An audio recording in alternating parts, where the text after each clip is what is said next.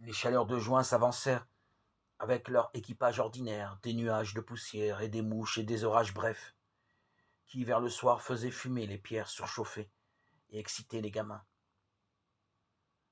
Aux premières gouttes, ils sortaient tout nus danser dans les rues ou sur les toits. La sueur des humains énervait les mouches qui, à leur tour, énervaient les humains. On ne savait jamais ce qui vous courait sur le front, une mouche ou une goutte de sueur. La paresse se répandit comme une épidémie. C'était la maladie débilitante annuelle. On se levait le matin comme on serait sorti du tombeau, et l'on se couchait le soir comme au terme d'une longue vie. Les légionnaires, vraiment romains, car on comptait beaucoup venus d'ailleurs, d'Iconium ou en Galatie, de Thessalonique, en Macédoine, voire de Cimérium, en Illyrie, ou de Panticapée, dans le royaume du Bosphore, sans parler des Syriens qui prédominaient. Les vrais Romains, donc, étaient rompus à cette dolence. Ils se félicitaient même d'être exempts des moustiques de la capitale impériale, une enclave au milieu de marécages et de fièvres qui les escortaient. En Palestine, comme on nommait couramment les 3 provinces de Judée, c'étaient d'autres fièvres qui sévissaient.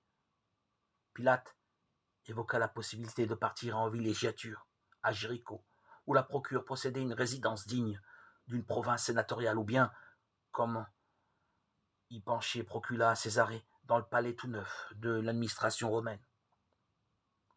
Cratyle trouva un remplaçant, il se nommait Alexandre. Il avait 2 ans auparavant servi comme mercenaire dans la Légion, était retourné en Syrie cultiver ses légumes, avait épousé la fille d'un caravanier qui importait de la soie de Xine et s'était établi à Jérusalem où les amateurs de soie grecque étaient plutôt nombreux qu'à Damas. Il expliqua à Cratyle que la soie grecque était de la soie de Tsine, défilée et retissée avec du lin, mais comme elle était légère, on la vendait encore plus cher que la soie pure. Alexandre était enchanté d'espionner les gens du temple et du Sanhédrin. Il les connaissait déjà et ne leur pardonnait pas d'avoir été à 2 reprises interdits de mariage avec une juive, sauf à se convertir et à se faire circoncire, idée qui lui semblait monstrueuse. De plus, ayant déjà un statut de commerçant, il n'attirerait pas l'attention dans la ville, à la différence de Saül. Ce qu'il convenait de faire, lui expliqua Cratyle, était non seulement de prêter l'oreille à tous les bruits et rumeurs, mais essayer aussi de savoir à quoi s'intéressaient à la fois les prêtres du temple et les gens du Sanhédrin. Cela fait, Cratyle, profitant de l'absence prochaine du procurateur qui avait finalement choisi Césarée, lui demanda et obtint la permission d'aller passer quelques jours en Crète pour y voir ses parents et ses amis.